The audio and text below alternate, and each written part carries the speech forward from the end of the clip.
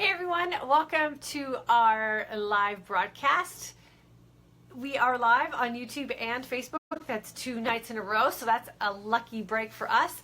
Thank you so much to everyone who is joining us. Tonight we are going to talk about fasted or feasted workouts. Yesterday we talked about fasted workouts and working out in a fasted state, some of the benefits of working out in a fasted state. And tonight I want to talk to you a little bit about feasted workouts and why feasted workouts can be beneficial, or how they can be beneficial to us, and why it is sometimes we just have to work out feasted. And then I'm going to give you some tips on not stressing out about that. So welcome. My name is Diane, and for the past 25 years I have been helping women find nutritional programs and fitness plans to help them look and feel their best and live their most authentic life. And in this amazing community of women, we are doing that through intermittent fasting and taking back control of our health and creating lifestyles for ourselves that are helping us go through this aging process with some of the uncontrollable things that happen to us women as we begin to age. And a lot of us are getting some really amazing results. So tonight we're going to talk about workouts. We're going to focus on workouts pretty much the whole month of October. And if you haven't done so already, I would love to invite you to jump on over to either Instagram or Facebook, where I will be focusing on fitness for the month of October and giving you guys some tips and tricks over there. And I'm also doing some Instagram lives and Facebook lives throughout the day as well, with some tips on things to do with workouts and some things that I'm doing in my feasting, in my fasting state. I'll talk a little bit about that at the end. So let's talk fasted workouts, or feasted workouts. I always talk about fasting, so it gets confusing to me to talk about feasting, but we're going to talk about feasting. When is a feasted workout beneficial? I always say, and I say this about fasting and feasting as well, and it totally applies to working out as well, and that is, you got to do what you got to do to get it done. And so if your day is kind of just coming to a point where it's either workout feasted or not workout at all, I always say workout, because there's no replacement for a good workout. So never give up a workout because of some maybe miscalculation of your fasting and your feasting windows, or if you're just not feeling like you can get a good workout in, and psychologically and emotionally it's kind of messing with you, and you need to just get a little food in you and you need to break your fast in order to kind of get yourself to a workout. I always say go with that too. To take it a step further, if you are an endurance athlete, or maybe you're training for a half marathon or a marathon, or maybe a long cycling race, or maybe even an endurance like swimming event or something, or you have a full day of tennis matches, that is really when you want to make sure that you are feasting your body well and making sure that you have some spare energy that's going to be readily available and not have to rely solely on your body's resources and fat burning to fuel yourself through a workout. I used this a lot when I was training for half marathon races, and I did it a lot when I was learning how to fast and feast appropriately as well. When I was running and learning how to intermittent fast and kind of read the signs and signals that my body was sending me, I would sort of break my fast lightly in the morning, so either with a pre-workout formula, or I'd have a very low carb type of food, so that I could just kind of get my body kickstarted and get myself probably more psychologically and emotionally through a workout, more than actually physically, just because it was all new to me, and the feelings that I had were not familiar to my body, and they kind of made me feel discouraged emotionally about what I was doing with my runs. So, because I went from not fasting and running to fasting and running. And so what I was able to do in a feasted state running was much different than what I was able to do in a fasted state running in the very beginning. And I always say, once you've really built up your fasting muscles, which is just basically experience, so time and consistency in your fasting and your feasting, and you're really confident with what it is that you're doing with your fasting, and maybe you're at a point where you've healed your body, or you're at a point with your goals where you're at a set point. So you're kind of good right where you are with your fasting and your feasting, and you don't really need to lose any more body fat or any body weight.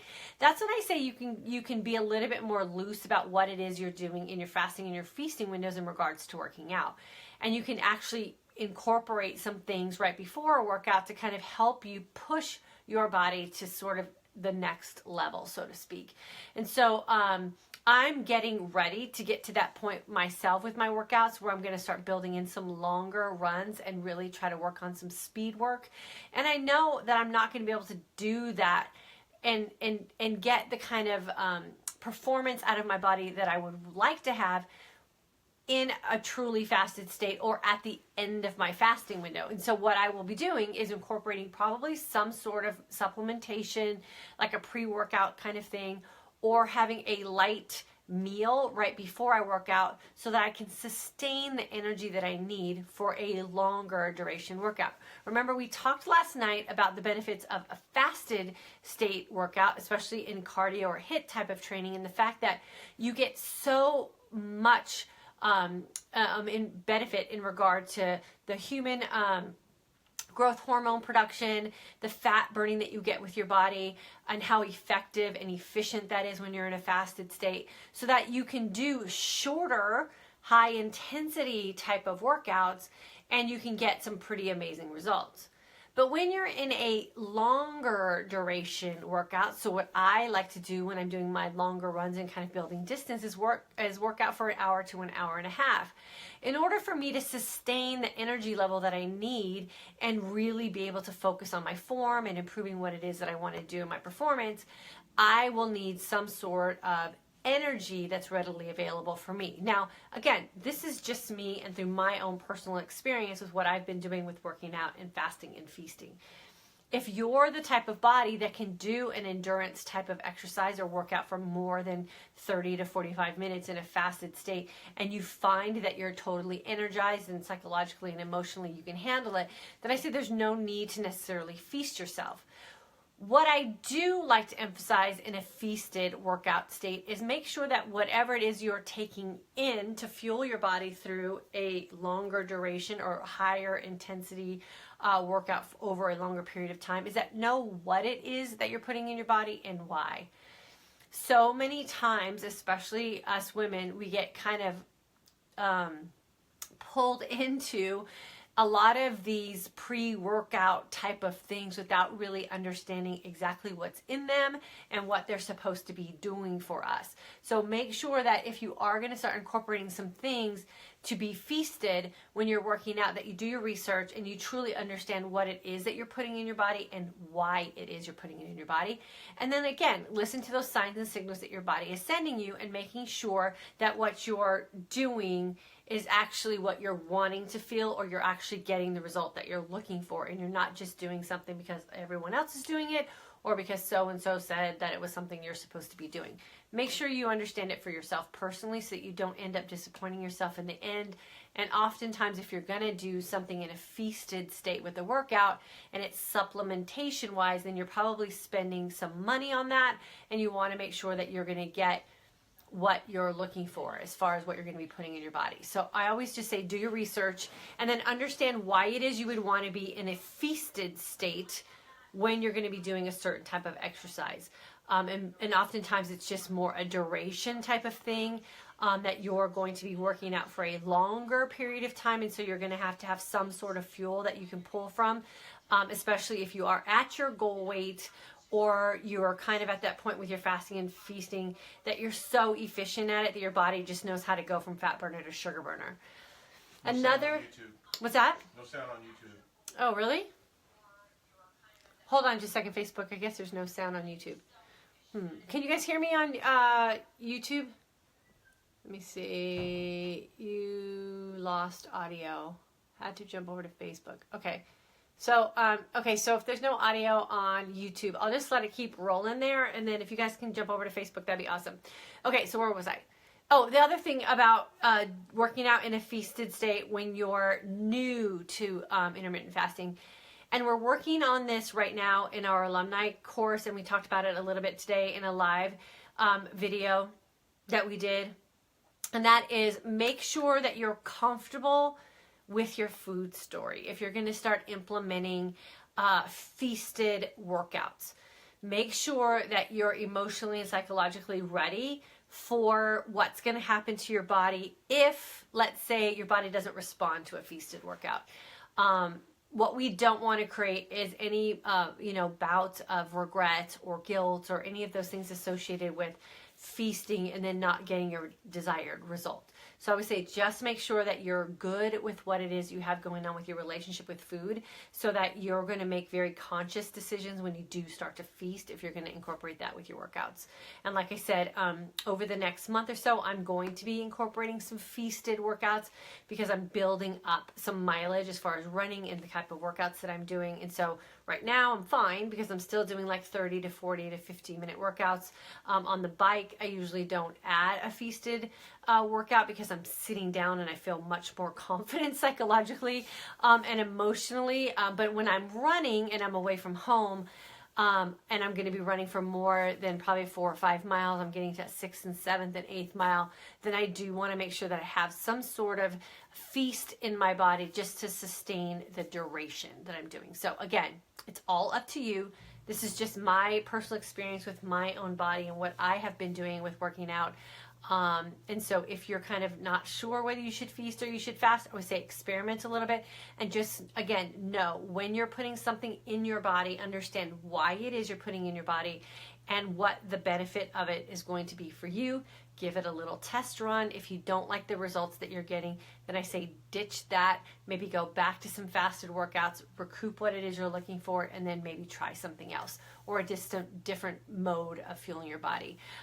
When I was running, for all my runners out there, what I would do as well, when I was still around the 4 or 5 mile pace, is I would have a carb late at night, right before I closed my feasting window. And so I had those stores of energy readily available early in the morning when I was running. So I was running at like 5 or 6 in the morning. And so I had those stores still available and I could run those off in the morning and felt really great through my workouts. So again, that would probably be considered a fasted state according to what we talked about last night, in the sense that since my body was still running off glycogen stores, that's not considered a truly fasted state because I wasn't in a fat burning state yet. So remember, we want to remember those two situations with your body as well.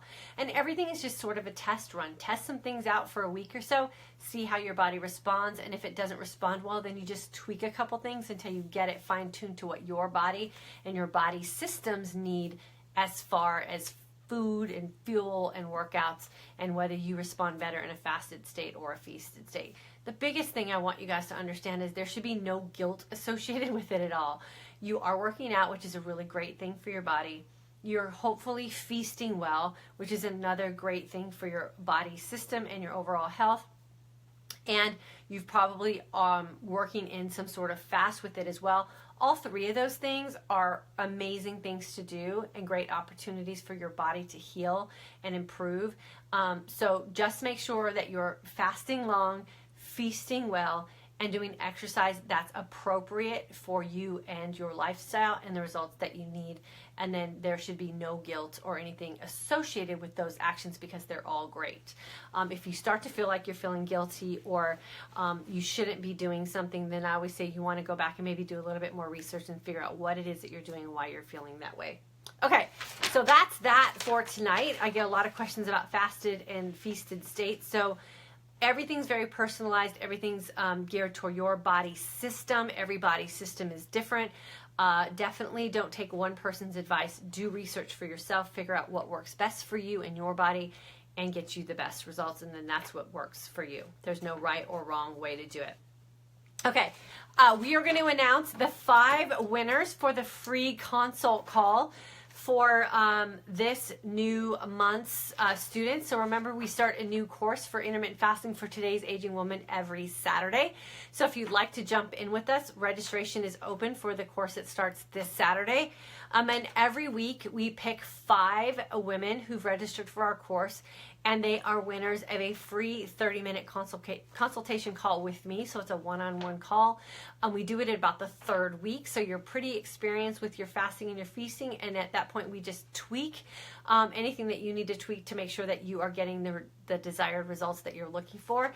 And this week's winners are Lindsay McNeil, Dana Turner, Lisa Bellerman, Kathy Savantini, I believe it is, and Juria Gauss. So if you're not on here live, Kara will email you and we will schedule something for the 3rd week of your course, and then we can have our one-on-one call, and I'm super excited to get to know you and discuss some of the things that you're looking for with your intermittent fasting.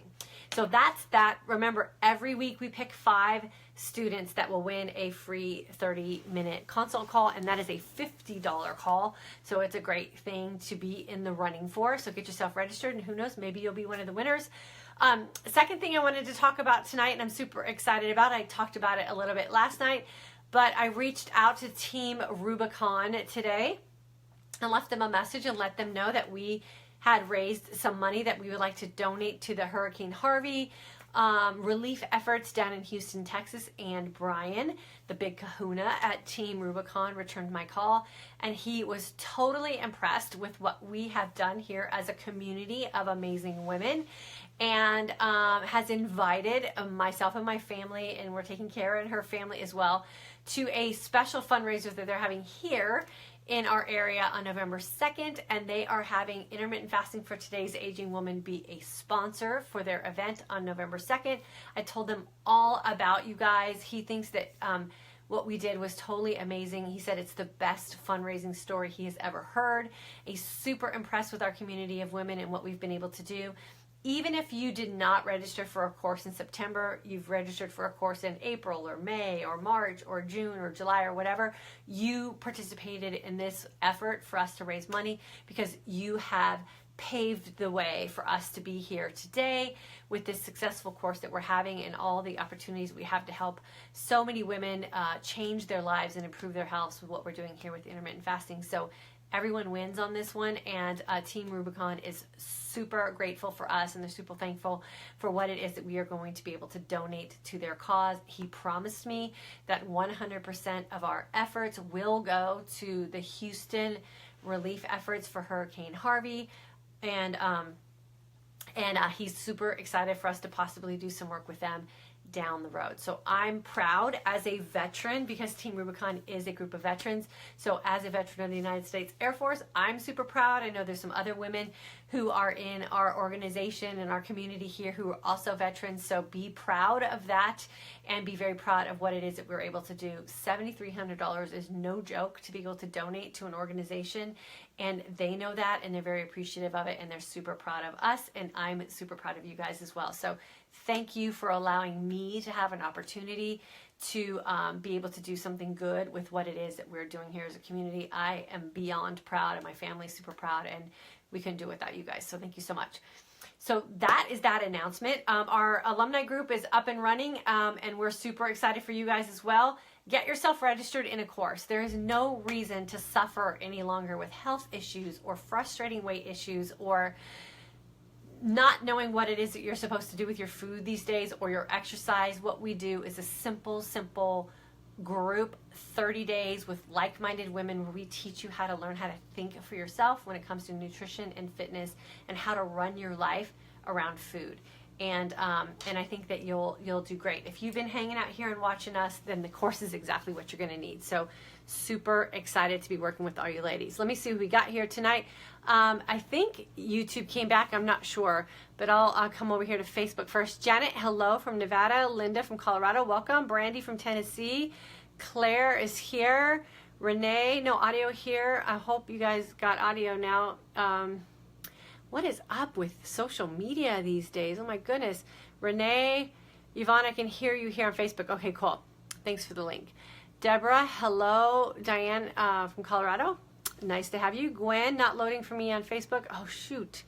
Lisa, hello. Well, you guys can always watch the rebroadcast, so you can come back to my Facebook page or YouTube page later and you can watch it. Gwen, hi Diane. Very first day I was able to do a 20-hour fast. Congratulations, Gwen. Incredible. I was able to teach elementary children art all day without eating, something I never thought I could do. And how did you feel? And it will feel better. So you've just freed your day up. So congratulations. Gina, Facebook is working great. Good. In the alumni course, and now it's making me do some serious thinking about things. It's going to be good. Gina, it's going to be great.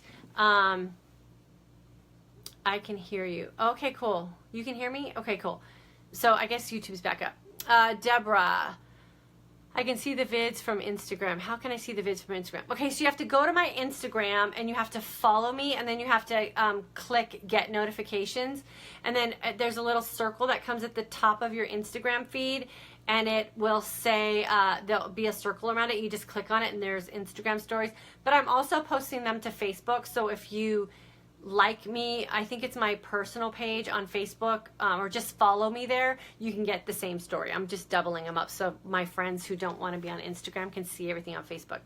Just did the alumni course. Okay, awesome, Susan. Okay, if you still want to donate to Team Rubicon, we are still taking donations.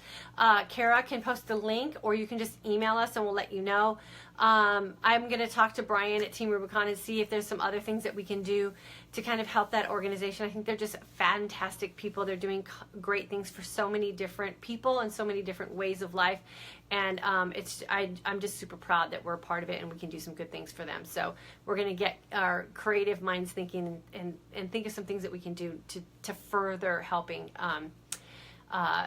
organizations like Team Rubicon. And so I'm going to talk to him and see if there's something that they do with maybe just women's groups or maybe just veterans groups. I don't know. We'll see. So I'll keep you guys posted on that. Okay, I'm going to get out of here because my dog, Kelly, my sweet dog, had some surgery today. And so she's laid out and we're going to go love on her a little bit tonight before we go to bed. She's exhausted. And then I will be back here tomorrow night, 9 p.m. Central Standard Time. We'll try YouTube and Facebook again and see if we can get some sound and some live broadcast. And then remember, these are always recorded. So just feel free to come back either later tonight or tomorrow morning, and they will be posted on my Facebook page and my YouTube channel. Thank you so much for being here, you guys. I am so proud of everyone and everything that they're doing to improve their lives and now improving others' lives. So couldn't do it without you guys. Have a great night.